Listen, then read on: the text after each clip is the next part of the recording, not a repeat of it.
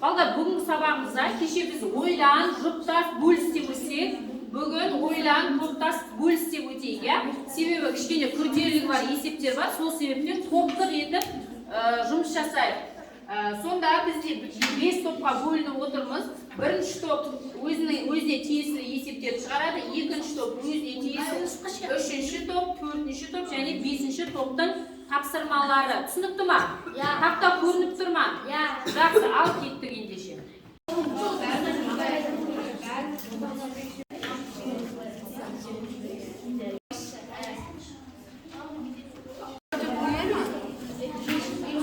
Апай, мен айтайын деп отырамыз, иә?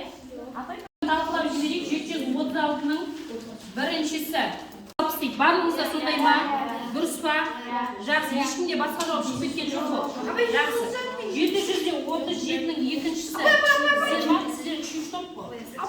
Екінші топ 737-ның екіншісі қарап жүріңіздер. Жауабы неше болды? Минус 22 дейді. Сіздерде де сондай ма? Жақсы. Егер басқа жауап шығып кетсе, ескертеміз. Үшінші топ.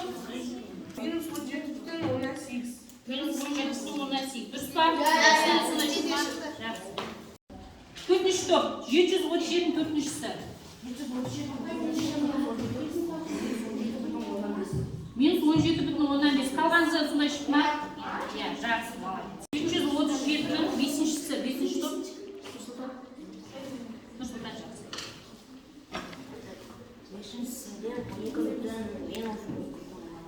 Минус 12,10-нан алып. Дұрыс па? Сіздер шықты ма? Жақсы балдар, топтық жұмысты өте жақсы жұмыс жасады. Жақсы түсініп алдық қой? Енді ары қарай сіздерге жеке жұмыс беріледі. Сол жеке жұмыс бойынша қазір жұмыс жасап, сол бойынша бағалайтын болады. Енді жеке жұмысты түсіндіріп жіберейін, иә? Балдар, енді жаңа жұптық жұмыс жасадық, топтық жұмыс жасадық. Енді сіздерден жеке жұмыс алғым келіп тұр. Жеке жұмыста сіздерге мынандай QR-код таратамын. Осы арқылы сіздер сұрақтарға ене аласыздар. Сіздерге 7 сұрақ берілген, 7 сұрақтан қанша балл жинайсыздар?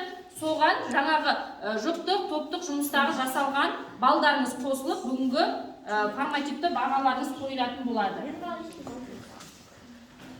Бастап QR-кодқа кіре беріңіздер.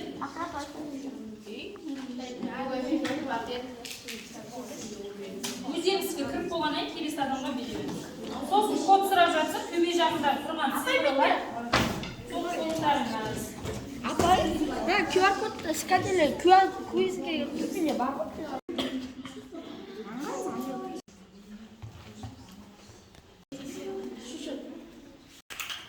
Балдар, сіздердің жаңа тапсырған тесттеріңіздің жауабы маған барлық оқушынікі келіп тұр. Көріп тұрмын сіздердің қалай жазғандарыңызды.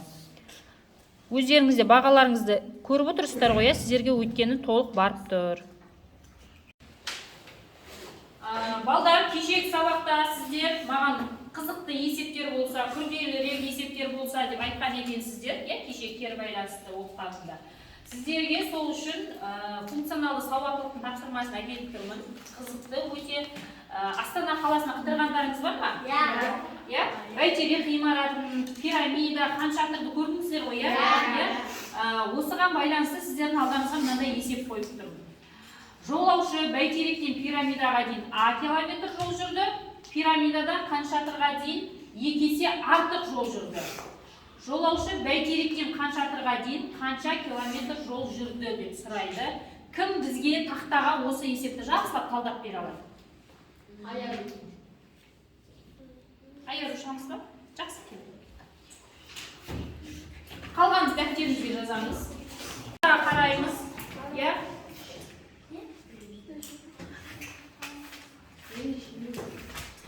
Берілгені бойынша бірінші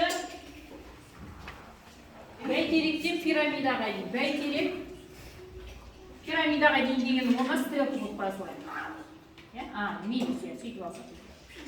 Бәйтеректен пирамидаға дейін. Шағой А километр. Екінші пирамидадан хан шатырға дейін. Пирамида, хан шатыр. Жазып отырмыз ба?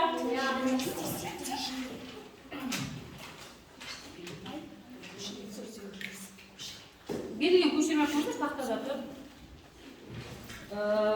Біз талдап міне өрнегін жазып жатырмыз ғой, иә? Осыны жазамыз. Тақтада аярудың жазып жатқан толық жазамыз. Қанша тұр? Сызықша қоямыз. 2 есе артық жол жүрді. Одан 2 есе артық жол жүрді. 2 есе артық, сөзбен жазатын беді? Жоқ.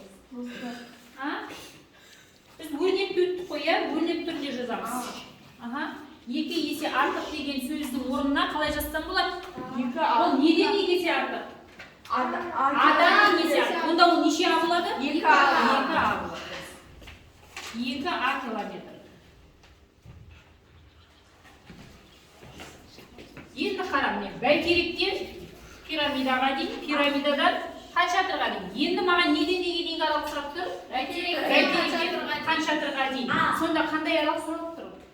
Бәйтеректен хан шатырға дейінгі аралық сұрап. Ол қандай аралық? Барлығы. Ал барлығын табу үшін істеймін. А мен 2 аралық қосам. Шешуі.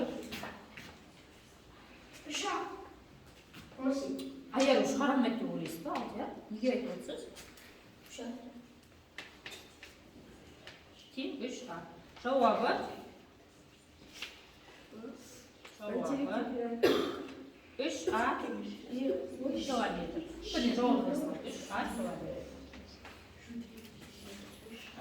Біз өрнек түрінде шығарып тұрмыз. Бұның кез келген уақытта балдар бірнеше тапсырма беріп, олардың жауаптарын да беруі мүмкін, иә?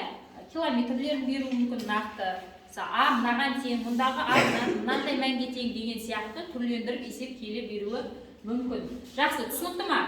Яғни осындай қызықты есептер бізде осы тақырыпқа байланысты кездеседі екен. Жақсы, аяр, рахмет. Сіздердің тапсырмаларыңызды тексеріп болғанша, мына кері байланысты толтырып жіберсеңіздер, иә? Мұғалімге хат, яғни бүгінгі сабақта сізге не ұнады, қандай әдіс тәсілдер ұнады, немесе не ұнамады, маған қандай ұсыныстарыңыз бар келесі сабаққа, иә? Кәдімгі біреуге хат жазғандай, біреуге бір ойыңызды білдіргендей, иә, ұсыныстарыңызды да тілектеріңізде барлығын осы жерге жазсаңыздар болады. Иә, бүгінгі сабақта сіздің қандай көңіл күймен қайтқаныңызды, сіз не үйреніп кеттіңіз, не сізге қызық болды, соның барлығын білгім келеді. Сондықтан тұсына ештеңе жазбай, тек мұғалімге хат деп қойдым. Әркім өзінің еркінде қалай жазады, қандай форматта жазады. Келістік па? Иә? Атыма жазайын. Ат жөндеріңіз міндетті түрде. Иә? Ручкамен